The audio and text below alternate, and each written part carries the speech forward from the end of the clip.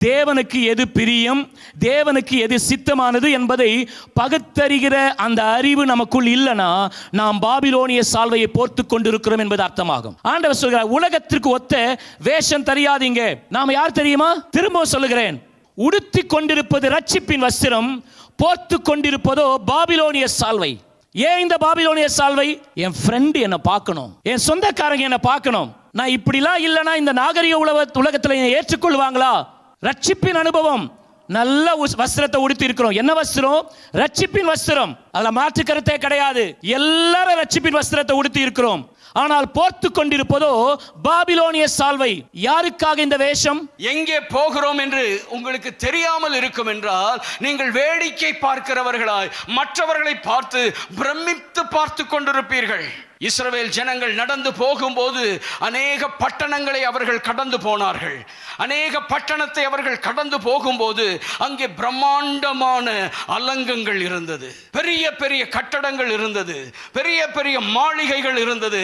ஆனால் அவர்களை நடத்தி கொண்டு போன மோசே அவர்களை நடத்தி கொண்டு போய்கொண்டே இருக்கிறார். இவர்களோ கூடாரத்திலே குடியிருக்கிறார்கள். காலையிலே மன்னாவை பொறுக்கி சாப்பிட்டு கொண்டிருக்கிறார்கள். தண்ணீருக்கு தேடி அலைந்து கொண்டிருக்கிறார்கள். எல்லா காரியத்தையும் இவர்கள் மற்றவர்களின் பார்வைக்கு முன்பதாய் பரதேசியை போல தெரிந்தார்கள். ஆனால் நடத்தி கொண்டு போன மோசேக்கு தெரியும், தாங்கள் போகிற தேசம் பாலும் தேனும் ஓடுகிற தேசத்திலே கர்த்தர் எங்களை நடத்தி கொண்டிருக்கிறார்.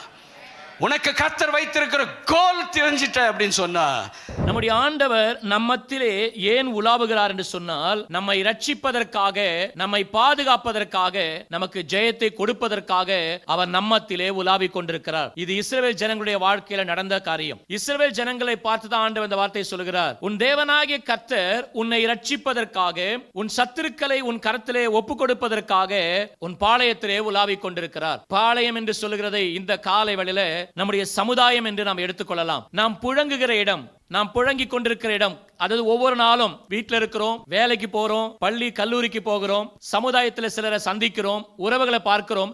இது எல்லாம் நம்முடைய பாளையமாய் எடுத்துக்கொள்வோம். இப்படிப்பட்ட சமுதாயத்தில் கர்த்தர் நம்மை பாதுகாப்பதற்காக, நம்மை ரட்சிப்பதற்காக அவர் நம்மோடு கூட உலாவிக் கொண்டிருக்கிறார். சந்தோஷமா இருக்கிறோமா? இருக்கதான் பாஸ்டர் நினைக்கிறோம், ஆனால் முடியல. சில நேரம் என்னை சந்தோஷமாக இருக்க விட மாட்டேங்கிறாங்க. சில நேரம் நான் யாரையும் சந்தோஷமாக இருக்க விட மாட்டேங்கிறேன். அப்படிதானே வாழ்க்கையில் நம்ம நிறைய தீர்மானம் எடுக்கிறோம், நம்மளால் என்ன பண்ண முடியல, அடுத்த செய்ய முடியலை. முடியாமல் போகிறது இயல்பு தாங்க. ஆனால் ஒரு விஷயத்தை மாத்திரம் ஞாபகம் வைங்க, எதையும் கைவிட்டு விடாதிருங்கள். இங்கே அப்போஸ்தலனாகிய பவுல் ரொம்ப அருமையான ஒரு வார்த்தையை சொல்லுகிறார், என்னுடைய சந்தோஷம் கிறிஸ்துவுக்குள் இருக்க வேண்டும். இங்கே இருக்கிற நம்ம எல்லாருடைய சந்தோஷம் எங்கே இருக்கணும்?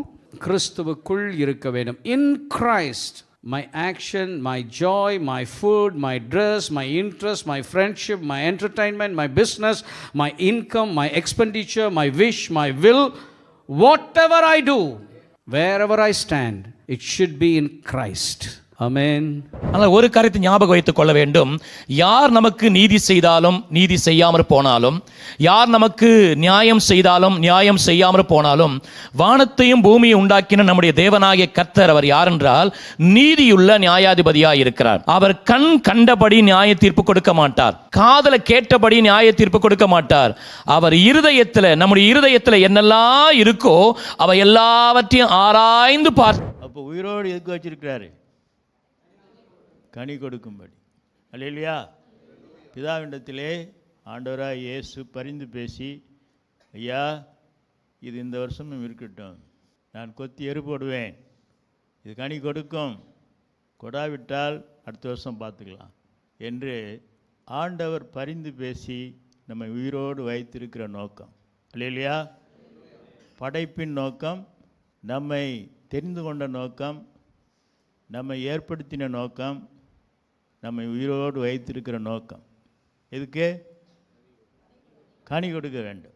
யாரிடத்தில் நாம் தட்ட வேண்டும் என்று சொன்னால் திறக்கிறவரிடம் நாம் தட்ட வேண்டும். இன்னைக்கு நம்முடைய வாழ்க்கையில் அநேக நேரங்களில் தட்டி கொண்டிருக்கிறோம்.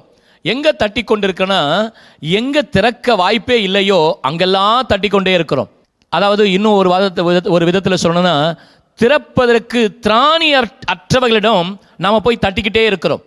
கதவை திறக்க அல்லது பூட்டுகளை திறக்க அல்லது அடைப்பை திறக்க திராணி அற்றவர்களிடம் நாம் அநேக நேரங்களில் தட்டி கொண்டே இருக்கிறோம். அந்த ஆண்டவர் சொல்கிறார், ஒருவரும் பூட்டக்கூடாதபடிக்கு திறக்கிறவர் நான் என்று சொல்லி, அந்த ஒருவரும் பூட்டக்கூடாதபடிக்கு திறக்கிற தேவனாகிய நம்முடைய ஆண்டவராகிய இயேசு கிறிஸ்துவிடத்தில் நாம் தட்டும்போது அவர் திறப்பார். அவர் திறந்தா எப்படின்னா ஒருவனும் அதை பூட்ட முடியாது. ஹல்லேலூயா. அந்த அளவுக்கு வல்லமை உள்ளவர் தான் நம்முடைய தேவனாகிய கர்த்தர். நான் இருந்ததை விட மேலே உயர்ந்து போயிருக்கிறேன், ஆனால் என்னை அழைத்த தேவன் இருக்கிறாரே, அவர் மேலே இருந்து என்னோட பேசும்படிக்கு அவர் கீழே இறங்கி வருகிறார் என்றார். அது எவ்வளவு பெரிய காரியம்! அவரால் இறங்க முடியும் என்றால் நம்மால் ஏன் ஏறி அவரிடத்தில் போக முடியாது? நிச்சயமாய் முடியும். இறங்கும்போது ஒரு பலன் இருக்குங்க. மோசே ஏறும்போது பார்த்தீங்கன்னா கல்லெல்லாம் தூக்கிட்டு எப்படியோ போனார் மேலே. ஆனால் இறங்கி வரும்போது எப்படி வந்தார்? அவரும் இறங்கி அவரை தமது கிருபையினால் பலத்தினாலே நிரப்பி மோசே கீழே இறங்கி வந்து பேச ஆரம்பித்ததும் எல்லாம் சொல்கிறாங்க, முகத்தை மூடிக்க எங்களால் பார்க்க முடியலை. இறங்கி போகும்போது ஆண்டவர் அநேக கிருபைகளை பலனை தருகிறவராய் இருக்கிறார். ஹல்லேலூயா. தாழ்மை உள்ளவர்களுக்கு அவர் கிருபை தருகிற தேவனாய் இருக்கிறார். நீங்கள் ஆண்டவருக்கு தேவை. உங்களையே தேடுகிறேன், உங்களுடையதை அல்ல. இன்றைக்கு ஏராளமான சத்தங்கள் கேட்கலாம். கொடுத்தலை பற்றி, ஆண்டவருக்கு ராஜ்யத்தை கொடுப்பதை பற்றி பிரசங்கங்கள் ஏராளம் கேட்டிருக்கலாம். ஆனால் பவுல் அப்போஸ்தலன் சொல்கிறார், உங்களையே தேடுகிறேன். முதலாவது தங்களையும் தங்களுக்குரியவைகளையும் கர்த்தருக்கென்று படைத்தார்கள் அப்படின்னு சொல்லி பவுல் சொல்றார். முதல்ல தங்களை படைக்க வேண்டும், அதற்கு பிறகுதான் தங்களுக்குரியவர்களை படைக்க வேண்டும். அப்படின்னா என்ன? இன்னைக்கு ஆண்டவருக்கு இந்த ராஜ்ய சுவிசேஷத்தை சுமந்து செல்கிற ஆழமான கர்த்தருடைய தாசர்கள் தேவை. உங்கள் வாழ்க்கையை தேவன் நிரப்புவார். உங்களுடைய சமாதானம் பெரிதாய் இருக்கும். இப்போ பாருங்க, நிறைய பேருக்கு எவ்வளோ சொத்துலாம் இருக்கு, கோடிக்கணக்கில் பணம்லாம் இருக்கு, ஆனால் சமாதானம் இல்லை. தேவன் சொல்லுகிறார், இந்த உலகம் கொடுக்கிற சமாதானம் அல்ல, என் சமாதானத்தையே உங்களுக்கு கொடு. சத்துரு யார் உன் வாழ்க்கையில? நீ யாரையெல்லாம் சத்துருவாய் பார்க்கிறாயோ அவர்களை நேசி. உன்னுடைய தவறான புரிதலால் அவர் சத்துருவாய் இருந்தாலும், அல்லது உண்மையாகவே உங்களுக்கு தவறு, அதாவது உங்களுக்கு துரோகம் செய்து அவர்கள் சத்துருவாய் மாறினாலும், எந்த சத்துருவாய் இருந்தாலும் உன் பார்வையில யார் சத்துருவோ அவர்களை சிநேகியுங்கள். உன் சத்துருக்களை சிநேகியுங்கள் வேதவசனம் சொல்லி இருக்கிறது இல்ல? உங்க இருதயத்துல நீங்க அவங்களை சத்துருவா பார்க்கலனா பிரச்சனையே இல்லை. அப்ப அவங்களை சிநேகிக்க வேண்டாமா? சத்துருவா பார்க்கலனா அவங்க யாரு? நமக்கு சகோதரர் அல்லது சகோதரி, அவ்வளவுதான். சத்துருவையே சிநேகிக்கணும்னா நம்ம சிநேகிக்கவர்களை சிநேகிக்காம இருக்கலாமா? ஆனால் சில நேரங்கள் என்ன நடக்க தெரியுங்களா? சத்துருவை சிநேகித்து, சத்துருவை என்ன பண்றது தெரியுங்களா? சிநேகிக்க வேண்டிய நாம நம்முடைய வாழ்க்கையில் அடைகிற நேரத்தில் சகோதரனை வெறுத்து பிசாசை நேசித்துக் கொண்டிருக்கிறோம். அவர் நாம் அமர்ந்திருந்தால் அவர் நம்மை நடத்துவார். சங்கீதக்காரனுடைய அனுபவம் அதுதான். 23ஆம் சங்கீதம் 2ஆம் வசனத்தில் அவர் சொல்லுகிறார், அவர் என்னை புல்லுள்ள இடங்களில் மேய்த்து அமர்ந்த தண்ணீர் அண்டையிலே என்னை கொண்டு போய் விடுகிறார். தாவீது சவுலோடு போராடாமல் தேவனை நோக்கி பார்த்து தேவனுடைய கையுக்குள் அடங்கி இருந்தார். ஒரு காலம் வரைக்கும் தாவீது தன்னுடைய சகோதரர்களாலே அடக்கப்பட்டிருந்தார், தன் பெற்றோராலே மறக்கப்பட்டிருந்தார். பின்பு இஸ்ரவேலுக்கு ஒரு ஜெயத்தை கர்த்தர் தாவீதை கொண்டு நிறைவேற்றி முடித்தார். மக்களுடைய இருதயம் தாவீதின் பக்கமாய் சாய்ந்து சவுல் கொன்றது 1000, தாவீது கொன்றது 10000 என்று சொல்லி மெச்சிக்கொள்ளுகிற ஒரு சூழ்நிலை வந்தது. பெலிஸ்திய இராணுவமும் எதிரிகளும் தாவீது என்ற பெயரை கேட்டவுடனே பயப்படும் ஒரு சூழ்நிலை வந்தது.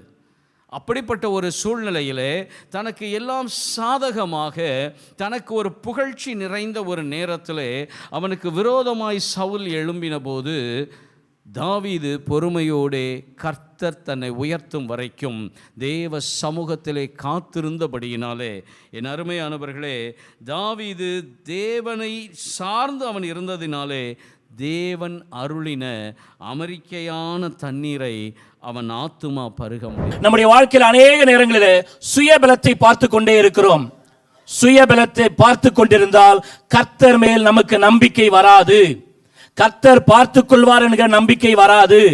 என் படிப்பு, என் ஞானம், என் அறிவு, என் தாளந்து, என் திறமை, எனக்கு இருக்கிற செல்வாக்கு, இதை நீங்க பார்த்து கொண்டிருந்தா கர்த்தர் மேல உங்களுக்கு நம்பிக்கை வராது. நீங்க எதை பார்த்துக்கிட்டு இருக்கீங்களோ அதன் மேலதான் நம்பிக்கை வரும். நம்முடைய வாழ்க்கையில ஏன் கர்த்தரை நம்ப முடியாமல் போகிறது என்று சொன்னால், சுயத்தை பார்க்கிற அனுபவம் நம்மில் அநேகருக்கு காணப்படுகிறது. எனவே சுயத்தை பார்க்கிற அனுபவத்தை விட்டு விடுவோம். கர்த்தர் மேல் நமக்கு நம்பிக்கை அதிகமாய் பெருக ஆரம்பிக்கும். இன்று சபைக்கு வந்திருக்கிற உங்களுடைய வாழ்க்கையில சில காரியங்களுக்கு பதில் தெரியாமல் வந்திருக்கிறீர்கள். அந்த பதில் தெரியாமல் வந்த பொழுதுதான் நல்ல ஆராதனையில் பாஸ்டர் ஆராதனை செய்யும் பொழுது தேவன் உங்களோடு கூட இருக்கிறார். அதுதான் நான் சொல்ல போறேன். இப்படிப்பட்ட சூழ்நிலைகளெல்லாம் தேவன் உங்களை கைவிடுவது கிடையாது. நீங்களும் நானும் சந்தேகப்பட்டாலும் அவர் நம்மை விட்டு ஒரு நாளும் விலகி போவதே கிடையாது. எனக்காக யாவையும் செய்யலாம். நான் என்னால் என்ன கர்த்தருக்கு செய்ய முடியும்னு சொல்லி உங்ககிட்ட என்ன இருக்குதோ அந்த 7 விதவை 2 வெள்ளிக்காசை தான் போட்டாலாம். அதிகம் இல்லை, 2 வெள்ளிக்காசு அவர்கிட்ட இருந்தது, அதை தான் போட்டான். ஆண்டவர் அதுதான் பெருசாக இருக்குன்னு சொன்னார். உங்ககிட்ட என்ன இருக்குதோ, உங்ககிட்ட இருக்கிறதுல எது பெஸ்ட்டாக இருக்குதோ அதை கர்த்தருக்கு கொடுங்க. நீங்கள் நற்கிரியை செய்தவர்களாய் காணப்படுவீர்கள், தேவனை சிநேகிக்கிறவர்களாய் காணப்படுவீர்கள். இன்றைக்கு நாம் செய்ய வேண்டிய ஒரு காரியம் என்னவென்றால், உள்ளத்திற்குள்ளிருந்து எழும்புது பார்த்தீங்களா, அவைகளின் மேலே ஜெயம் எடுக்க கர்த்தர் ஏற்கனவே உங்களை உயிர்ப்பித்திருக்கிறார். அந்த உயிர்த்தெழுதலிலே நிலைத்திருங்கள். இயேசு உயிர்த்தெழுந்தார், இயேசு உயிர்த்தெழுந்தார், இயேசு உயிர்த்தெழுந்தார். இது உலகம் முழுசுக்கும் தெரியும். ஒரு விஷயத்தை நன்றாய் கவனியுங்கள்.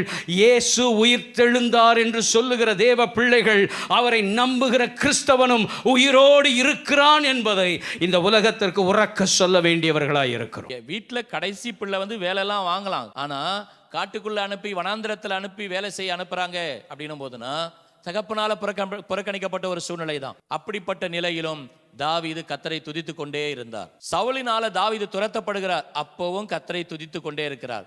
ஏன் ஆண்டவரே எனக்கு இந்த வம்பு கேட்கவே இல்லை. அடுத்தது பார்ப்போம் என்று சொன்னால், ராஜாவாக ஆக வேண்டிய ஒரு மனுஷன் ஒரு பைத்தியக்காரன் போல வேஷம் போடுகிறார், அப்பவும் கர்த்தரை துதித்து கொண்டே இருக்கிறார். சொந்த மகனால துரத்தப்படுகிறார், அப்பவும் கர்த்தரை துதித்து கொண்டே இருக்கிறார். ஏன்னா ஆண்டவர் நடத்துவார், என்னை கொண்டு வந்து சேர்ப்பார், எனக்கு அவர் மேல நம்பிக்கை இருக்கு. இப்படி தாவீதுடைய வாழ்க்கையில எல்லா சூழ்நிலையில தாவீது கர்த்தரை துதித்து கொண்டே இருந்தார். அந்த தாவீதை பார்த்து கர்த்தர் சொன்னார், என் இருதயத்துக்கு ஏற்றவன் என்று சொல்லி. ஹல்லேலூயா. உங்களையும் என்னையும் அவருடைய இருதயத்துக்கு ஏற்றவர்களாய் மாற்றுவதற்காகத்தான் தமக்கு சித்தமான யாவையும் செய்து கொண்டிருக்கிறார். To the priests. Go என்ற வார்த்தையை நன்றாக ஞாபகம் வைத்துக் கொள்ளுங்கள்.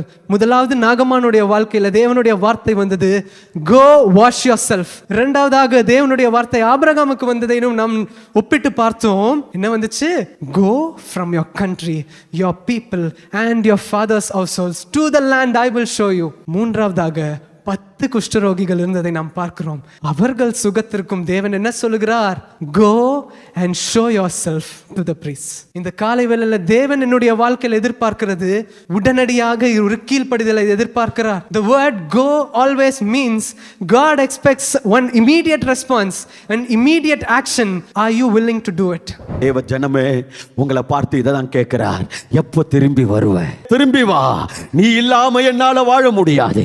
உன்னோடு உறவாடாமல், உன்னோடு பேசாமல், உன்னோடு சஞ்சரிக்காம என்னால வாழ முடியாது. என்னை விட்டு பிரிந்து போயிருக்கிறாயே, எப்போ திரும்பி வருவாய்? எப்போ என்னோடு உறவாட வருவாய்? எப்போ என்ன தேடி வருவ?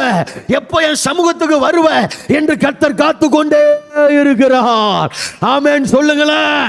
நமக்கு பிஸி, நமக்கு ஆபீஸ்ல பிஸி. ஆமென். வீட்டுக்கு வர்றதுக்கே மணி 9 மணி ஆயிடுது, 10 மணி ஆயிடுது. எங்க இருந்து ஆண்டவர்கிட்ட வர்றது, எங்க இருந்து ராஜாட்ட வர்றது? ஆனா ராஜா கேட்கிறார், நீ எப்போ திரும்பி வருவ? நீ இல்லாம நான் இருக்க முடியாது, நீ தான் எனக்கு சந்தோஷம். நமக்கு தேவன் படைத்ததெல்லாம் சந்தோஷம். கடலை பார்த்தா சந்தோஷப்படுறோம், மரத்தை பார்த்தா சந்தோஷப்படுறோம், மெரினாவுக்கு போனா சந்தோஷப்படுறோம். அல்லேலூயா. இந்த எக்யூப்மெண்ட்ஸ் மெட்டீரியல்ஸ் எல்லாம் பார்த்தா சந்தோஷப்படுறோம். ஆனா இவை எல்லாவற்றையும் உண்டாக்கின தேவனுக்கு நாம மட்டும்தாங்க சந்தோஷம். ஏனோசினுடைய நாட்களில் கர்த்தருடைய நாமத்தை தொழுது கொண்டார்கள். பேழையிலிருந்து இறங்கின உடனே நோவா ஒரு பலிபீடத்தை கட்டி கர்த்தருடைய நாமத்தை தொழுது கொண்டான். அவன் பலிகளை கர்த்தர் நுகர்ந்தான். இன்னைக்கு உங்க எல்லாருக்கும் ஒரு காரியத்தை சிம்பிளா சொல்றேன். இவ்வளவு விளக்கம் நான் கொடுக்கறத விட சொல்றேன். தனியே உங்கள் அறைக்குள் போய் கதவை பூட்டி கொண்டு ஒருவேளை சில பாடல்களை பாடுங்க, இல்லைன்னா ஆண்டவருடைய நாமத்தை சொல்லுங்க. தொழுது கொள்ளுவதற்கு நேரம் ஒதுக்குங்க. எப்போதுமே போய் உங்கள் தேவையை சொல்லிட்டு இருக்கிறது மாத்திரம் ஜெப நேரம் அல்ல. நீங்கள் ஆண்டவர் சமூகத்தில் அவரோடு பழகி அவர் அண்டைகளை நெருங்க ஆரம்பிக்கும் போது பெரிய காரியங்களை கர்த்தர் நம்முடைய வாழ்க்கையில செய்வார். சில நேரங்களில் நான் பேசுறது உங்களுக்கு பிரியமா இருக்கலாம், பிரியம் இல்லாம போகலாம். நீங்க பேசுறது எனக்கு பிரியமா இருக்கலாம், பிரியம் இல்லாம போகலாம். அது முக்கியம் இல்ல. தேவன் பார்வையில அது பிரியமா இருக்குமா? அது பிரியம் இல்லை என்று சொன்னால் நீங்க தேவனுக்காக வைராக்கியமா வாழல, தேவனுக்காக வாழல. இந்த ஷாத்ராக், மேஷாக், ஆபத்நேகோ ராஜாவை பிரியப்படுத்தி என்ன ஒண்ணா செஞ்சிருக்கலாம் தெரியுங்களா? அநேக நம்ம எல்லாம் கேட்டு போட்டிருப்போம். என்னது, சும்மா முட்டி போற மாதிரி முட்டி போட்டுட்டு நாங்க முட்டி போட்டுட்டு ஆண்டவரை வணங்கணும், நாங்க சிலையை வணங்கல சொல்ல முடியும் இல்லைங்க. அருமையான தேவ பிள்ளைகளே, வைராக்கியமா இருக்க வேண்டிய இடத்துல வைராக்கியமா நின்று காட்டுங்க. தலையே போனாலும். அப்படி எத்தனை பரிசுத்தவான்களை மறிச்சிருக்காங்க தெரியுங்களா? கடைசி வரைக்கும் நான் இயேசுக்காக தான் வாழ்வேன்னு சொல்லிட்டு எவ்வளவு பேர் மறிச்சிருக்கிறாங்களே. நாமெல்லாம் அந்த அளவுக்குலாம் ரத்தம் சிந்தலையே, அந்த அளவுக்குலாம் கஷ்டப்படலையே.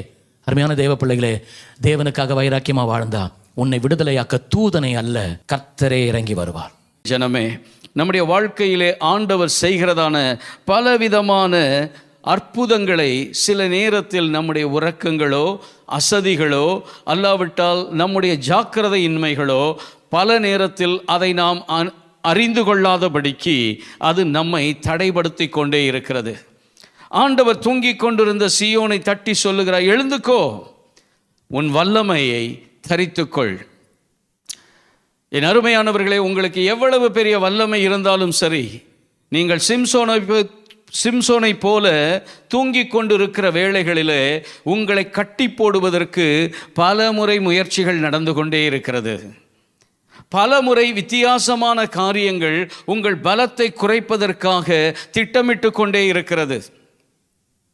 தேவனுடைய பிள்ளைகளாகிய நம்முடைய வாழ்க்கையில் ஆண்டவர் அடிக்கடி எதிர்பார்த்து கொண்டிருக்கிற விஷயம் என்னவென்றால், நாம் ஒரு சடங்காச்சாரமான ஒரு காலகட்டத்திலே போய்கொண்டிராதபடி நம்மை நாமே விழிப்படைய செய்ய வேண்டும், நம்மை நாமே தட்டி எழுப்ப வேண்டும். கிறிஸ்துவோடு நான் நேரம் செலவழிக்க, பிதாவோடு நேரம் செலவழிக்காமல் எழுந்தேன், தூங்கினேன், எந்திரிச்சேன், போனேன், டிவியை பார்த்தேன், மொபைலை நோண்டினேன், ஃபோனில் பேசினேன், பிஸ்னஸ் பண்ணேன், பணத்தை பார்த்தேன், ஹோட்டலுக்கு போனேன், சாப்பிட்டேன், துணிமணி எடுத்தேன், ஃப்ரெண்ட்ஸோட நேரம் செலவழித்தேன், எல்லாத்தையும் செய்த எனக்கு the whole week I am not able to spare 1 hour with God.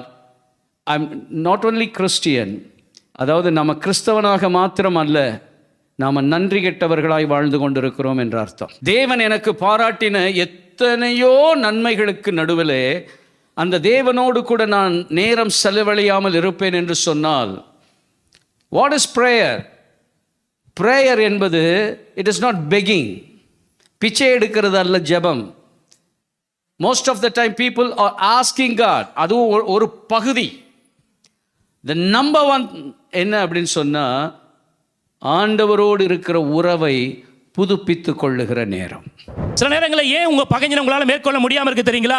உங்க பகைஞனை மேற்கொள்வதற்காகவே ஒரு குழியை அவர் வெட்டினார். ஆனா அந்த குழியில் அவன் விழ வேண்டும். அவசரப்பட்டு நீங்க யுத்தம் பண்ணினால குழியில விழ வேண்டிய பகைஞனை நீங்களே தூக்கி விட்டீங்க. எஸ்தர் ராஜாத்தி ஒன்னும் பேசல, அமைதியா தான் இருந்தா. உண்மையாவே ஆமான் வந்து பலவந்தம் பண்ணவே இல்லை. ஏன் தெரியுங்களா? அநேக அநியாயத்தை அவன் நியாயமாய் செய்தான். அதனால தான் நியாயமான அவன் விண்ணப்பம் அநியாயமாய் மாறினது. உங்க வாழ்க்கையில கூட அநேக நேரங்களில் நீங்க நியாயமா தான் இன்னைக்கு ஒரு சிலதை கேட்டுக்கிட்டே இருக்கிறீங்க. ஏன் உங்களுக்கு கிடைக்கிறது தெரியுமா? சில நேரங்களில் நீங்க அநியாயமா சில நியாயத்தை செய்தீங்க. நியாயம் என்று சொல்லி சில அநியாயத்தை செய்ததுனால தான் இன்னைக்கு நியாயமாய் வர வேண்டிய உங்களுடைய காரியங்கள் வராம இன்னைக்கு தடுக்கப்பட்டு கொண்டே இருக்கிறது. சபையில இயேசுவை நேசிக்கிறவங்களை ஆண்டவர் தேடி வந்திருக்கிறார். My son, do you love me? இந்த உலகத்தில் உள்ள எல்லாத்தையும் காட்டிலும் நீ என்னை நேசிக்கிறாயா? Do you love me, my daughter? எனக்கு இயேசுவை நேசிக்கிறியா? ஆண்டவர் பேதுரு சொன்னார், அதோடு சரி எல்லாத்தையும் விட்டு விட்டார். That begins the Acts chapter 1. இந்த காலை வேளையில் if you love me, உன் மேலே நான் அந்த அபிஷேகத்தை கொடுக்க போகிறேன். அப்படி லைஃபே மாறிச்சு. 120 பேர் கூடுறாங்க, 10 நாட்கள் ஒன்றா இருக்கிறாங்க. பேதுரு எழும்பி நிற்கிறாரு. nobody says, பேதுரு you are not worthy. 3 முறை மறுதலிச்ச, நீ ஓடி போன, நீ அப்படி செஞ்ச, இப்படி செஞ்ச. they accept the leadership. ஒருமனப்பட்டார்கள். let us become together in the church. ஒரே மைண்டாக இருப்போம். என்ன தெரியுமா? சென்னை பட்டினம் ரட்சிக்கப்படணும். The written word and the living word, அதாவது எழுதப்பட்ட வார்த்தை, ஜீவன் உள்ள வார்த்தை, இது ரெண்டுத்துக்குமே வித்தியாசம் இருக்கிறது. இந்த வேதாகமத்தில் இருக்கிற இந்த வார்த்தைகளை நாம் அப்படியே படிப்போம், அப்படியே சும்மா படிச்சுட்டு அப்படியே போவோம் அப்படின்னு சொன்னால் அது ரிட்டன் வேர்ட்.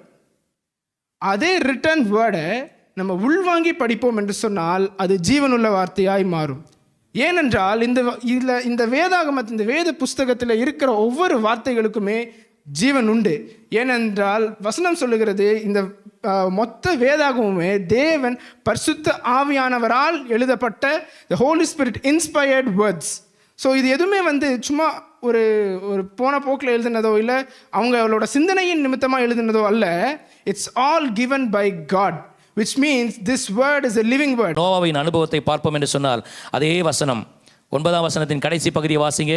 நோவா தேவனோடே சஞ்சரித்துக் கொண்டிருந்தான். 3ஆவதாக நோவா தேவனோடு சஞ்சரித்தான். நோவாவின் வாழ்க்கையில அவர் தேவனுடைய கண்களில் கிருபை கிடைக்க காரணம் தேவனோடு சஞ்சரித்த ஒரு மனுஷன். அதில் ஒரு விசேஷம் என்ன தெரியுங்களா? எந்த சூழ்நிலை தெரியுங்களா? எல்லாம் கம்ஃபர்டபுளாக இருக்கும் போது இல்லைங்க, குழந்தை இல்லாமல் இருக்கிறாள்ல அந்த டைமில் தான். அதுக்கு ஒரு எடுத்துக்காட்டு வசனத்தை வாசிப்போம். அதாவது 10ஆம் வசனத்தை வாசிங்க, 9ஆம் வசனத்தை வாசித்தும் அடுத்து 6:10 வாசிங்க. நோவா தேவனோடு சஞ்சரித்து கொண்டிருந்தான். நோவா சேம், காம், யாப்பேத் என்னும் 3 குமாரரை பெற்றான். நம்முடைய குறைவுகளின் மத்தியில் நாம் தேவனோடு சஞ்சரிக்கிறோமா? எல்லாம் கம்ஃபர்டபுளாக இருக்கும்போது தேவனோடு சஞ்சரிக்கிறது தான், அது தவறுன்னு நான் சொல்லலை. நோவாவுடைய வாழ்க்கையில தன் குடும்பத்தில் உத்தமனாய் இருக்க காரணம், ஒரு மனைவியை விட்டு இன்னொரு மனைவியை தேடாம போறதுக்கு காரணம். நான் நல்லா ஜெபம் பண்ணுவேன் அப்படின்னு சொல்ற எல்லாருக்கும் ஒரு காரியம் என்னன்னா, அவர்கிட்ட போய் கேளுங்க, ஆண்டவர் சமூகத்தில், ஆண்டவரே நீர் என்னை கவனிக்கிறீரா? நான் பேசுவதை நீர் கேட்கிறீரா? உமக்கு அதில் ஆர்வம் இருக்கிறதா? கேளுங்கள். ஜெபத்திலே ஆண்டவர் சமூகத்தில் நீங்க கேளுங்க. நீங்க என்ன பிரச்சனை அப்படின்னு சொன்னா, ஆண்டவர் சமூகத்தில் நாம் கேட்பதற்கு பதிலாக அநேக பேர் முறையிட்டு கொண்டிருக்கிறோம். ஜெபம் என்பது ஏதோ ஒரு கண்டன ஆர்ப்பாட்டம் அல்ல. ஜெபம் என்பது நம்முடைய வாழ்க்கையில முறுமுறுக்கிற ஒரு இடம் அல்ல, குறை சொல்லுகிற ஒரு இடம் அல்ல, கண்டனம் தெரிவிக்கிற இடம் அல்ல, அல்லது துக்கித்து அழுகிற ஒரு இடம் அல்ல. ஜெபத்தை ஆண்டவரோடு கூட அழகாக எடுத்துக்கொண்டு போங்க. சில நேரங்களில் ஆண்டவர் நமக்கென்று வைத்திருக்கிற ஆசீர்வாதத்தை நாம் சுதந்திரிக்க நம்மை நடத்தி கொண்டு போகும்போது நம்ம மனசுக்கு கஷ்டமானது சிலதெல்லாம் அனுமதிப்பார். லோத்து ஆபிரகாமை விட்டு பிரிந்து போவது லோத்துக்கு ஒன்றா கஷ்டம் இல்லாமல் இருந்திருக்கலாம், ஆனால் ஆபிரகாமுக்கு அது மிகவும் கஷ்டம்தான். கஷ்டமா இல்லைங்களா? சில நேரங்களில் ஆண்டவர் சில நபரை உங்களை விட்டு பிரிக்கும்போது அமைதியாக இருங்க. அவருக்கு தெரியும். ஏன்னு சொன்னால் அந்த நபர் உங்க கூட இருந்திருந்தா உனக்குரியதை நீ சுதந்திரிக்கவே முடியாது. நான் சொல்லுகிறது நபர்களை மாத்திரமல்ல, சுபாவங்கள், பழக்க வழக்கங்கள், உறவுகள் எதாயில இருக்கலாம். அது இருக்கிற வரைக்கும் உனக்குன்னு ஒன்று சொன்னார் பார்த்தீங்களா, அதை நம்ம சுதந்திரிக்கவே முடியாது. அநேகருடைய வாழ்க்கையிலே கதவுகள் திறக்கப்படுவதற்காய் காத்து கொண்டிருக்கிறீர்கள். நீண்ட நாட்கள் நான் ஜெபம் பண்ணி கொண்டிருக்கிறேன், இன்னும் ஒரு வாசல் திறக்கப்படவில்லை. நீண்ட நாட்களாய் நான் போராடி கொண்டிருக்கிறேன், என்னுடைய வாழ்க்கையிலே நான் விரக்தி அடையும் அளவிற்கு காத்திருந்துட்டேன், இன்னும் வாசல் திறக்கப்படலை. என் அருமையான கர்த்தருடைய பிள்ளையே, ஆண்டவர் இந்த காலை வேளையில் ஒன்றை சொல்லுகிறார். உனக்கு கதவு திறக்கப்பட வேண்டும் என்றால் உன் அறை கதவு பூட்டப்பட வேண்டும். உன் அறை கதவு என்றைக்கு பூட்டப்படுகிறதோ அன்று உனக்காய் பூட்டப்பட்டிருக்கிற மற்ற கதவுகளை கர்த்தர் திறக்க ஆயத்தம் உள்ள தேவனாய் இருக்கிறார். நீ எங்கெங்கேயோ ஓடிட்டு இருக்கிற, யாரையோ பார்க்குறீங்க, என்னென்னமோ முயற்சி எடுக்கிறோம், ஆனால் எந்த மனுஷன் தன் அறை வீட்டை பூட்டி கொண்டு தேவ பிரசன்னத்திலே காத்திருக்கிறார்களோ அவர்களுக்காய் கதவை திறக்க கர்த்தர் அவ்விடத்திற்கு போகிறார். சபை கூடி வருதல் இந்த நாட்களே குறைந்து கொண்டே இருக்கிறது. சர்ச்சுக்கு போனால் தான் ஆராதிக்க முடியுமா? பாஸ்டர் இருந்தால் தான் ஆராதிக்க முடியுமா? நாங்கள் வீட்டிலையே ஆராதிப்போம், வீட்டிலையே பாடுவோம், வீட்டிலே நல்ல செய்திகள்லாம் டிவி மூலமாக நாங்கள் கேட்டுக்கிடுவோம், அதனால் எங்களுக்கு கூடி வர வேண்டிய அவசியம் இல்லை என்று எண்ணுகிற அநேகர் உண்டு. ஆனால் வேதத்தில் தெளிவாக சொல்லப்பட்டிருக்கிறது, அவருடைய சந்நிதானத்தில், சந்நிதானம் என்பது இன் இஸ் பிரசன்ஸ். 2 3 பேர் என் நாமத்தில் எங்கு கூடியிருக்கிறீர்களோ அவர்கள் மத்தியிலே இருக்கிறேன் என்று சொன்ன ஆண்டவர் நம்மத்திலே எழுந்தருளி இருக்கிறார். சிலருடைய ஜெபங்களை கர்த்தர் கேட்காமல் இருக்கிறதுக்கு காரணம், கர்த்தரை நேசிக்கிறவர்களை அவர்கள் பகைத்து கொண்டிருக்கிறார்கள்.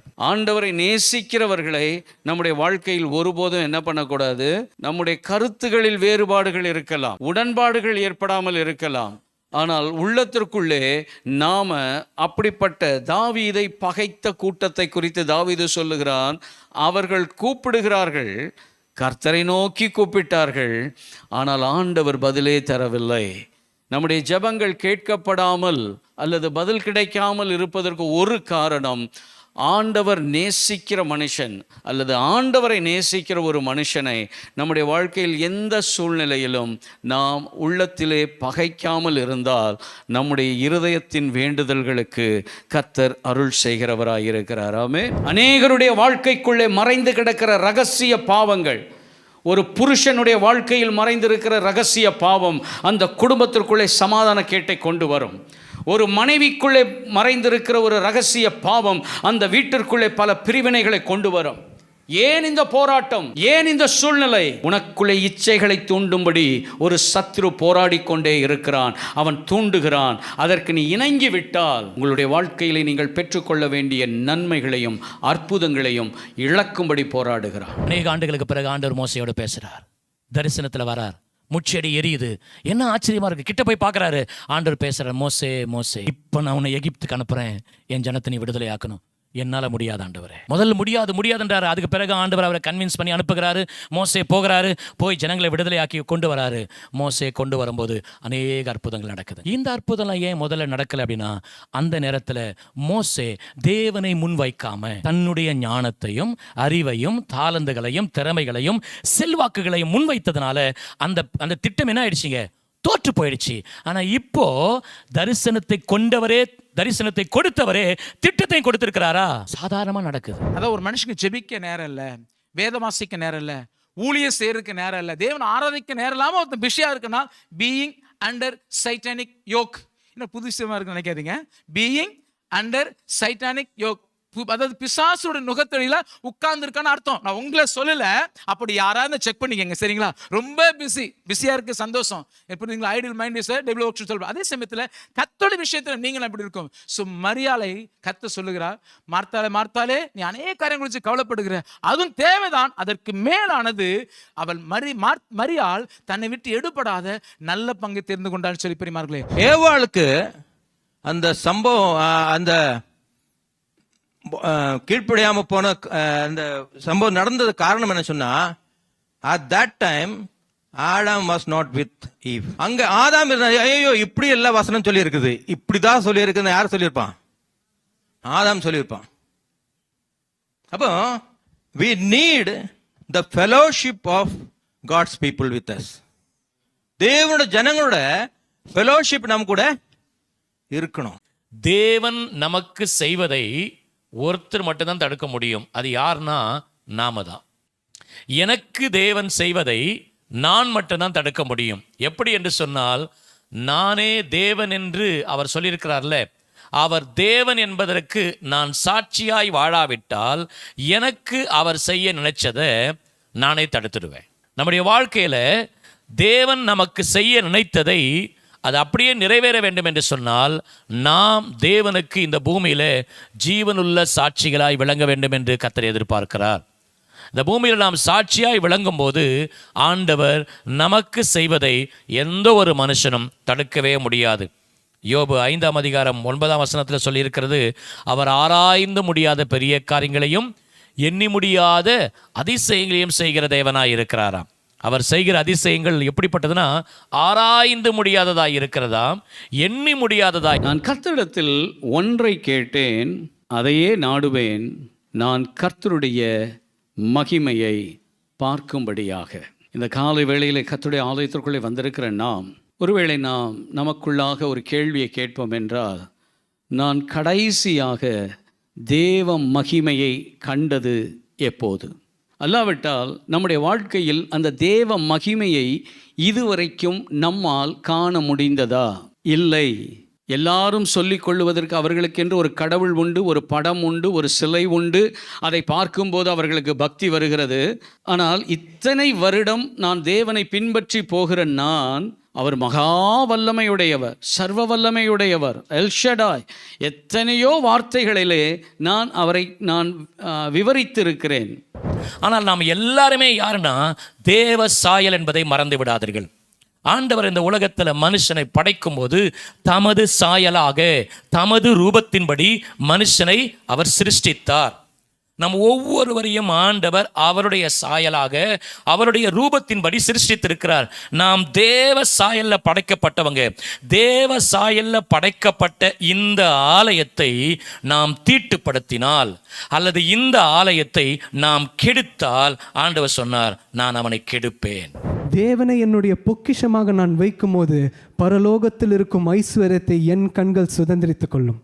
எந்த ஒரு மனிதன் இந்த பூமியில் எல்லாவற்றுக்கும் விலகி ஓடி, நான் இந்த செய்தியை நான் தியானம் செய்து கொண்டிருக்கும் போது எனக்கு ஒரு 2 வார்த்தை மாத்திரம் தான் கிடைச்சிச்சு.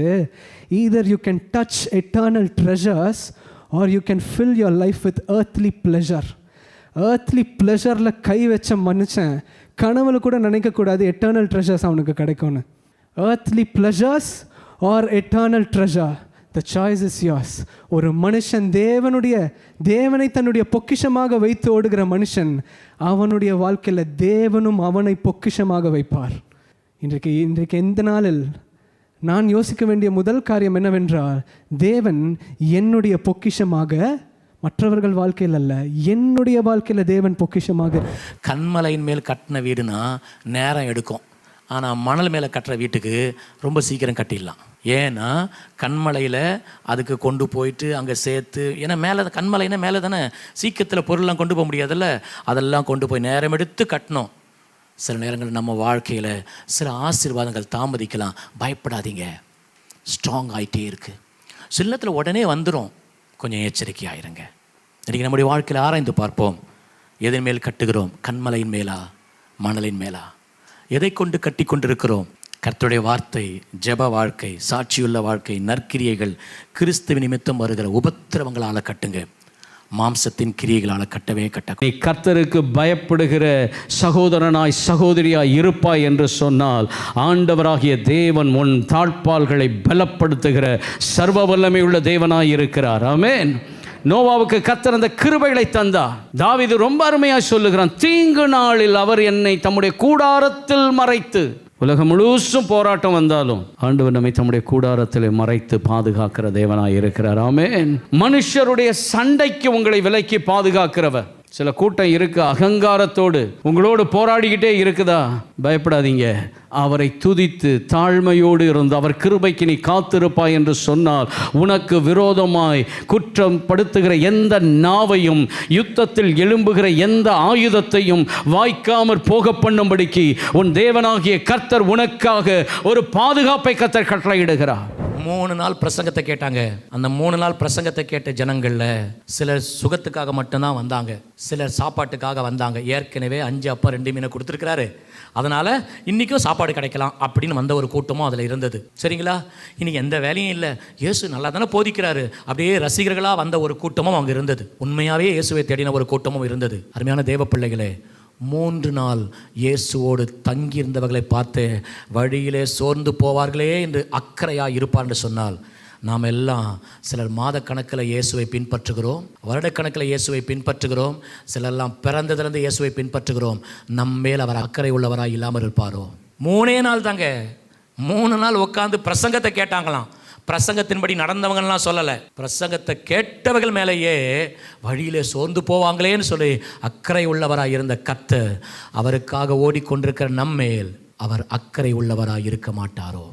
ஆண்டவருக்கு இந்த தாவீது ரொம்ப பிடிச்சது. அவன் சொல்கிறான், என் சிறு வயது முதற்கொண்டு நீர் என் நம்பிக்கையாக இருந்தீர் ஆண்டவரே. ஒருத்தரும் அவனை ரிஜெக்ட் பண்ணதை பற்றி அவன் கவலையே படலை. ஏனென்றால் அவன் உறவு கர்த்தரோடு கூட இருந்தது. அவர் உன் நிழலாக இருக்கிறார், உன் நிழலாக இருக்கிறார். அதுக்கு இன்னொரு அர்த்தம் நீங்கள் எடுத்துக்கிட்டீங்கன்னு வச்சுக்கோங்களேன், நீ எங்கே போனாலும் உன் நிழல் உன்னை விட்டு பிரியாதில்ல. ஆமாம் தானே? எங்கேயாவது போயிட்டீங்கன்னு வச்சுக்கோங்க, நிழல் தனியாக நீங்கள் தனியாக நடந்து போயிருக்கிறீங்களா? ஒட்டிக்கிட்டே தான் இருக்கும். ஆண்டவர் சொல்கிற, உன்னை ஒட்டிக்கிட்டே நடந்து வருவேன், உன் கூடவே நான் நடந்து வருவேன். உன் கண் என்னை பார்த்து விட்டது, என் கண்ணும் உன்னை பார்த்து விட்டது. நீ என்னை நோக்கி கூப்பிட்டாய், நான் உனக்கு உதவி செய்யும்படிக்கு எல்லா சூழ்நிலையிலும் விக்கனம் கடந்து போகும் மட்டும் அவர் நிழலிலே நம்மை வைத்திருக்கிற கர்த்தர். நம்ம நினைக்கிறோம் நமக்காக நேரம் காத்திருக்கும் என்று சொல்லி, நமக்காக நேரம் காத்திருக்காது. நமக்காக நேரம் காத்திருக்காது. சில நேரத்தில் இந்த ஃப்ராக்ஷன் ஆஃப் செகண்டில் நம்ம எத்தனையோ ஆக்சிடென்ட்ல தப்பிச்சிருப்போம். பார்த்துருக்கீங்களா? கிருபை. கொஞ்சம் தாமதமாயிருந்தா என்ன இருக்கும்? இப்போ புரியுதுங்களா? எதிர்காற்று ஏன் வந்தது? எதிர்காற்று வரத்தான் செய்யும். நாம் ஏன் எதிர்காற்றுக்குள்ள சிக்கி கொண்டோம் என்று சொன்னால் எங்கேயோ தாமதித்திருக்கிறோம். சீஷர்கள் ஆண்டவர் சொன்னார் துரிதப்படுத்தினாரா, துரிதப்படுத்தின போது அவங்க தாமதித்திருக்கிறாங்க. அதனால தான் எதிர்காற்றில் சிக்கி கொண்டாங்க. இன்னைக்கு நம்முடைய வாழ்க்கையில் கூட அநேக எதிர்காற்றில் சிக்கி இருக்கிறோம். தனிப்பட்ட வாழ்க்கையோ குடும்ப வாழ்க்கையோ வேற எந்த நம்முடைய வாழ்க்கையில் இருக்கிற மற்ற பிரச்சனை எதுவாக இருந்தாலுங்க, யாராகிலும் எதிர்காற்றில் சிக்கி இருந்தால் கொஞ்சம் நிதானித்து பாருங்க, எங்கே நம்ம தாமதம் ஆயிட்டோம். அந்த தாமதத்திற்கு வருந்தி ஆண்டவர் நோக்கி கூப்பிட்டா அவர் உதவி செய்ய வல்லவராய் இருக்கிறார். எனக்குள்ள ஒரு சில காரியங்களுக்கு நான் வந்துட்டு பாஸ்டர் கிட்டேயோ இல்லை நல்ல ஒரு எல்டர்ஸ் கிட்டயோ நான் பேசி நான் எனக்காக ஜெபம் செய்யுங்க, இந்த ஒரு இது இருக்குது. சில வாட்டி நானே சொல்லியிருக்கேன், ஏதோ ஒரு ஜென்ம பாவம் இருக்கும், அதனால எனக்குள்ளால இந்த பிரச்சனை வந்துக்கிட்டே இருக்குது, அதை எப்படி பிரேக் பண்ணுறது என்பதை குறித்து ஒரு எல்டர்ஸை குறித்து நான் ப்ரே பண்ண கூப்பிடுறதோ இல்லை ஒரு பாஸ்டர் கிட்ட சொல்கிறதோ ஃபென்டாஸ்டிக். அதை காட்டிலும் நம்ம சர்ச் மெம்பர்ஸ்க்கு எதிராகவே நம்ம வந்துட்டு சில பேருக்கு நம்ம மனசை புண்படுத்தியிருப்போம். ஒரு சாரின்னு சொல்கிறதோ, பிரதர் உங்களை நான் புண்படுத்திடுறேன், உங்களை பற்றி நான் தப்பாக புரிஞ்சுக்கிட்டேன்னு சொல்லி பேசுகிறதும் ஆண்டவர் அதையும் அந்த அறிக்கைடுன்னு சொல்கிறாரு. டோன்ட் கண்ட்ரோல் யுவர் செல்ஃப், அந்த அறிக்கைடு. ஆனால் முக்கியமாக நம்ம செய்ய வேண்டியது எங்கன்னா, that confession needs to be to God. That confession needs to be with God. அதுதான் அவருக்கு நீங்கள் காட்டுற நம்ம காட்டுற அந்த மரியாதை, அந்த விசுவாசம். வாசிக்கிறோம். அடுத்து இந்த நாட்களில் ஆண்டவர் நம்மோடு பேசுகிற முக்கியமான ஒரு காரியம் என்னவென்று சொன்னால், இங்கே இருக்கிற நம்ம எல்லாரோட ஆண்டவர் பேசி கொண்டிருக்கிறார். இந்த சத்தத்தை கேட்டுக்கொண்டிருக்கிற எல்லாருமே தற்போது இருக்கிற சூழ்நிலையை பார்த்து பயப்படாதீங்க, பதட்டப்படாதீங்க. தேவனால் உண்டானதாக இருந்தால் அதை ஒழித்துவிட யாராலும் கூடாது. இன்னைக்கு நம்ம எல்லாருமே ஒரு சூழலில் போய்கொண்டிருக்கிறோம். அது நேர்மறையானதாக இருக்கலாம், எதிர்மறையானதாக இருக்கலாம், நாம் விரும்பினதாக இருக்கலாம், விரும்பாததாக இருக்கலாம். ஆனால் ஒன்று ஞாபகம் வைத்துக் கொள்ளுங்க, அந்த சூழல் நமக்கு புரியாமல் இருக்கலாம். ஆனால் ஒன்றை திரும்ப சொல்லுகிறேன், ஆண்டவர் தெளிவாக சொல்லுகிறார், தேவனால் உண்டானதாக இருந்தால் அதை ஒழித்துவிட ஒருவனால முடியாது. நம்மை குறித்த தேவ திட்டம் என்னவோ, நம்மை குறித்த தேவ சித்தம் என்னவோ, அதற்கு நம்மை முழுவதுமாய் விட்டு கொடுப்போம். அதோடு நம்ம அதுக்கு எதிராக நிற்கவே வேண்டாங்க. வசனம் சொல்லுகிறது, யோபு 42:2, அவர் சகலத்தையும் செய்ய வல்லவர், அவர் செய்ய நினைத்தது தடை. என் ஆண்டவர் எனக்கு நியமித்ததை தாண்டி எதையும் நான் செய்யக்கூடாது. மூடர் பலியிடுகிறதை போல நான் அதுலேயும் கொஞ்சம் போய் எல்லாத்துலேயும் மிக்ஸ் ஆகியிருப்பேன், இங்கேயும் கொஞ்சம் வந்து மிக்ஸ் ஆகியிருப்பேன் கிடையாது. ஞாயிற்றுக்கிழமை அல்லேலூயா தேவ பிரசன்னம் அப்படின்னு சொல்லி பாடுறதும், வாரம் முழுசும் வெவ்வேறு சத்தங்களினாலே உன்னை திருப்திப்படுத்தி கொண்டிருப்பாய் என்றால், ஞாயிற்றுக்கிழமை காலையிலே ஆண்டவருடைய பார்வையிலே நீ துர்நாற்றம் வீசுகிற ஒரு பிள்ளையாக இருப்பாயே ஒழிய கர்த்தரை மகிமைப்படுத்துகிற பிள்ளையாக இருக்க முடியாது. இருவேஷம் வேண்டாம். தேவாலயத்துக்கு போகும்போது நடையை காத்துக்கொள். ரொம்ப ஆசைப்படாதீங்க, கொடுன்னா கொடுத்துருங்க, எதையுமே கொடுக்க தயாராயிருங்க. இந்த பூமியில் ஒன்று உங்களை மேற்கொள்ள முடியாது. ஒரு மனுஷன் எதையுமே கொடுக்க ஆயத்தமாக இருந்தா அந்த மனுஷனை பிசாசால தோற்கடிக்கவே முடியாது. இதுதாங்க சத்தியம். தாவீது ராஜாவின் வாழ்க்கையில் எப்படி அவ்வளோ அனுபவத்தோடு சொல்கிறார் தெரியுங்களா? என் கருவை உம்முடைய கண்கள் கண்டதே. ஏன்னா நான் பிறக்கிறதுக்கு 8 வருஷத்துக்கு முன்னாடியே ஆண்டவர் என்னை ராஜாவாக ஏற்படுத்தினாரா, என்னை ராஜாவாக தெரிந்து கொண்டாரா? அருமையான தேவ பிள்ளைகளே, நீங்கள் ஒவ்வொருவருமே தெரிந்து கொள்ளப்பட்டவர்கள். ரொம்ப பேர் யோசிக்கிறீங்க, ஆண்டவர் எங்களெல்லாம் ஊழியத்துக்கு தெரிந்து கொண்டார்ல, அதனால் நாங்கள் தான் ரொம்ப ஸ்பெஷல் மாதிரி. எல்லாருமே ஒவ்வொருவருமே கிறிஸ்துவுக்குள் உலக தோற்றத்துக்கு முன்பதாகவே தெரிந்து கொள்ளப்பட்டவர்கள். நீ தெரிந்து கொள்ளப்பட்டவன் என்பதை மறந்துடாத. யாரும் உன்னை தோற்கடிக்க முடியாது. நாம் தூர போனாலும் கூட மெல்லிய சத்தத்தோடு அவர் பேச போதுமானவராக இருக்கிறார். இங்கே உட்கார்ந்துருக்கிற உங்களில் அநேக பேருக்கு, நிறைய பேருக்கு ஜெபம் பண்ண தெரியும். ஜெபத்தினுடைய பிரதான பகுதி என்ன தெரியுமா? நான் பேச அவர் கேட்பார், அவர் பேச இதுவரைக்கும் அவர் பேசி நீங்கள் கேட்கவே இல்லை அப்படின்னு சொன்னால் உங்கள் வாழ்க்கையில் அந்த அனுபவத்துக்காக காத்துருங்க. ஏன்னா அவர் வாயை திறந்து பேசாத வரைக்கும் நீங்கள் கேட்கும் எந்த கேள்விக்கும் அல்லது ஜெபத்திற்கும் பதில் கிடைத்ததா பதில் கிடைக்கவில்லையா என்பது உங்களுக்கு தெரியாது. அவர் அருமையானவர். சில நேரத்தில் அமைதியாகவே இருப்பார், ரொம்ப மௌனமாக இருப்பார். ஆனால் அவர் எப்பொழுதும் மௌனமாக இருக்கிறவர் அல்ல. அவர் நம்முடைய சத்தத்திற்கு பதில் கொடுக்கிற தேவன். அவரிடத்திலே பதிலை கேளுங்க. ஆபிரகாம் வாழ்க்கையில் சோதனை வந்தபோது ஆபிரகாமுடைய வார்த்தையை பார்த்தீங்களா? உயிரோடு எழுந்திருக்க பண்ண அவர் வல்லமையுள்ளவர் என்று ஆபிரகாம் நினைத்தாராம். இன்னைக்கு நம்முடைய வாழ்க்கையில விசுவாசம் இருக்கா? நான் கேட்கறது சோதனையின் மத்தியில வசனத்தை கேட்கும் போது, வசனத்தை வாசிக்கும் போதோ அல்ல, சோதனைகள், நெருக்கங்கள், போராட்டங்கள், பாடுகள், உபத்திரவங்கள் வரும்போது அந்த நேரத்தில் நம் விசுவாசம் எப்படிப்பட்டதா இருக்கிறது? ஆபிரகாமுடைய ஏன் வசனம் சொல்கிறது, விசுவாசம் இல்லாமல் தேவனுக்கு பிரியமாய் இருப்பது கூடாத காரியம்.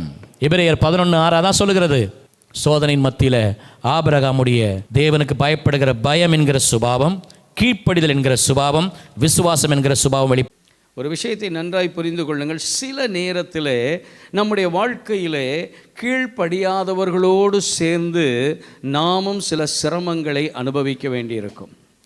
ஒரு குடும்பம்னு எடுத்துக்கோங்களேன். ஒரு குடும்பத்தில் ஒரு ஆள் கீழ்ப்படியாமல் ஆண்டவரை அறிந்திருந்து, 2 விஷயம் எப்போதும் உண்டு. ஆண்டவரை அறியாத கூட்டத்திற்குள்ளே அவருக்கு ஒரே ஒருவர் மாத்திரம் போதும். 99 கர்த்தரை நம்பலை, ஒன்னே ஒன்று நம்பினால் அந்த ஒருவனை அல்லவா தேடினேன். 99 கர்த்தருடைய ஜனமாய் இருக்கும்போது ஒரே ஒரு ஆகான், லட்சங்களுக்கு நடுவில் ஒரே ஒரு மனிதன் தேவனுடைய காரியத்திற்கு செவி கொடுக்காமல் மீறி போன போது முழு இஸ்ரவேலருக்கும் அந்த சங்கடம் ஏற்பட்டது. நம்முடைய குடும்பம் ஆண்டவருக்குள் இருக்கும் என்றால் நம்முடைய குடும்பத்தின் சமாதானத்தை உறுதிப்படுத்துகிற நபராக நாம் இருக்க வேண்டும். பல நேரத்தில் நாம் சின்ன பிள்ளைங்களுக்கெல்லாம் மருந்து கொடுக்கும்போது மாத்திரையை உடைச்சி தேனில் குழைச்சி வாயில் ஊட்டி விடுவோம், தெரியுமா? ஏன்னா அது தேன்னு நினச்சி மாத்திரையை சாப்பிட்றணும். வசனத்துக்கு வரும்போது நம்ம ஏற்கனவே வாசித்தோம், தேனிலும் தேன் கூட்டிலிருந்து ஒழுகுகிற தேனிலும் மதுரமான வசனம். ஆனால் சிலருக்கு கேட்கும்போது கொஞ்சம் கசப்பாகவே தான் இருக்கும். எரேமியாட்ட ஆண்டவர் ஒரு சுருளை கொடுத்த, வாங்கி புசிச்சாச்சு, வாய்க்கு இனிமையும் வயிற்றுக்கு கசப்பும். சிலருக்கு உள்ள வசனம் போகாது. ஏன் தெரியுமா? அது குத்தும் கொடாயும். வசனம் குத்திச்சுன்னு வச்சுக்கோங்களேன், அதெல்லாம் நமக்குரிய வசனம் கிடையாது. அப்படியே தட்டி கொடுத்து, உன்னை கரம் பிடித்தேன், நடத்தினேன், உள்ளங்கையில் வரைந்து வைத்திருக்கிறேன், அதே தேவன்தான். ஆனால் அவர் என்ன சொல்லுகிறார்னா, நான் ஆதரித்தேன், நான் வளர்த்தேன், ஆனால் அவர்கள் வளர்ந்த பிறகு எனக்கு என்னுடைய வார்த்தைக்கு. அதுக்கு சீமோன் பேதுரு சொல்லுகிறார், ஆண்டவரே நாங்க இரவு முழுதும் பிரயாசப்பட்ட ஆண்டவரே, ஒன்னும் கிடைக்கல, ஆகிலும் உம்முடைய வார்த்தையின்படியே நான் வலையை போடுகிறேன். இந்த காலை வேளையில உங்கள் அநேகரை பார்த்து ஆண்டவர் சொல்றார், அது யார் யாருக்கு பொருந்துமோ அவரவருக்கு தான். நான் இதை ட்ரை பண்ணிட்டேன், அங்க ட்ரை பண்ணிட்டேன், இதை செஞ்சிட்டேன், அதை செஞ்சிட்டேன். ஆண்டவர் சொல்றார், அவர் வார்த்தைக்கு நீங்க கீழ்ப்படிந்தா உங்களை ஆசீர்வதிப்பார். என் ஞானம், என் அறிவு, என் தாளந்து, என் திறமை, என் படிப்பு, என் அனுபவம், எனக்கு உதவி ஒத்தாசையா இருந்தவங்க எல்லாம் தோத்து போயாச்சு. ஆகிலும் ஆண்டவரே உம்முடைய வார்த்தையின்படியே நான் வலையை போடுகிறேன் என்று சொல்லி கர்த்தருடைய வார்த்தைக்கு பேதுரு கீழ்ப்படிந்த போது வலை கிழிந்து போகத்தக்கதான திரளான மீன்களை கர்த்தர் கொடுக்கிறாராம். இன்னைக்கு நம்முடைய வாழ்க்கையில நாம் தேவனுக்கு கீழ்ப்படுகிறவர்களா இருப்போம் என்று சொன்னால் கர்த்தர் நம்மையும் ஆசீர்வதிப்பார். எப்படி ஆசீர்வதிப்பார்னா, அந்த ஆசீர்வாதம் என்ன ஆகும்? நிரம்பி வழியும். நீ தீமையினால் வெல்லப்படாமல் தீமையை நன்மையினாலே வெல்ல கற்றுக்கொள்ளுங்கள். நன்மை செய்ய திராணி இருக்கும்போது அதை செய்யத்தக்கவர்களுக்கு செய்யாமல் இராதே. அதே வசனத்துக்கு இன்னொரு வசனத்தை நானாக யோசிச்சு சொல்கிறேன். உனக்கு தீமை செய்ய திராணி இருக்கும்போது அதை யாருக்கும் செய்யாதே. நன்மை செய்ய திராணி இருக்கும்போது செய்யத்தக்கவர்களுக்கு செய்யாமல் விட்டுடாத. முடிஞ்சதை செய். 100 ரூபா முடியல, 5 ரூபா தான் முடியும், செய். ஐயோ அவங்களோட சேர்ந்து நான் அவ்வளோ தூரம் பயணம் பண்ண முடியல, அந்த ரோட்டு மொக்குக்கு கொண்டு போய் அவங்களுக்கு வழிகாட்டிட்டு வந்தேன், செய். ஆனால் தீமை செய்ய திராணி இருக்கும்போது யாருக்கும் அந்த தீமையை செஞ்சிடாதீங்க. ஏன்னா கர்த்தர் நம்மளை உற்று நோக்குகிறா. பூமி எவ்வளவு பெருசு அப்படின்னும் போது நம்ம சொல்லுவோம், பூமி ரொம்ப மகா பெரியதுன்னுவோம்.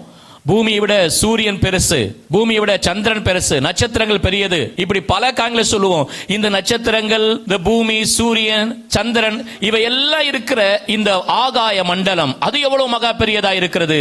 இவை எல்லாவற்றை பார்க்கிலும் அவைகளை சிருஷ்டித்த தேவன் எவ்வளவு பெரியவராயிருப்பார். ஹல்லேலூயா.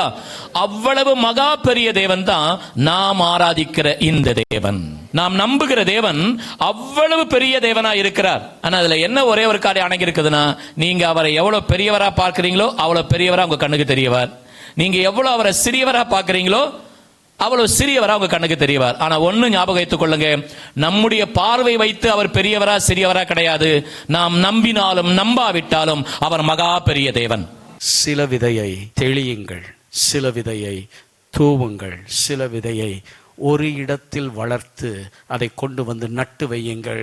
இந்த ஆலோசனையை உன்னதமானவர் மாத்திரமே உங்களுக்கு கொடுக்க முடியும். என் கணவர்கிட்ட நான் எப்படி பேசணும், என் மாமியார்கிட்ட நான் எப்படி நடந்துக்கிடணும், என்னுடைய ஆஃபீஸில் இருக்க மேனேஜர்கிட்ட நான் எப்படி போகணும், அவங்க கிட்ட நான் பேச வேண்டிய வார்த்தை எப்படி இருக்கணும், அந்த ஆலோசனையை உன்னதத்தில் இருக்கிற ஆலோசனையிலே ஆச்சரியமானவர் உங்களுக்கு கற்றுக் கொடுப்பார் என்று சொன்னால் உங்கள் செயல்பாடுகளின் சிக்கல்கள் தீர்க்கப்படும். ரொம்ப கோபக்காரங்க அவர்கிட்ட, பயங்கரம், யாரும் பக்கத்துல போக முடியாது. நீ கர்த்தரிடத்தில் ஆலோசனை கேட்டு போ. அது சாந்தமுள்ள ஆவியோடு உங்களுடைய காரியத்தை கவனிக்க செய்கிறவர் கர்த்தர் ஒருவர் மாத்திரமே. ஹல்லேலூயா.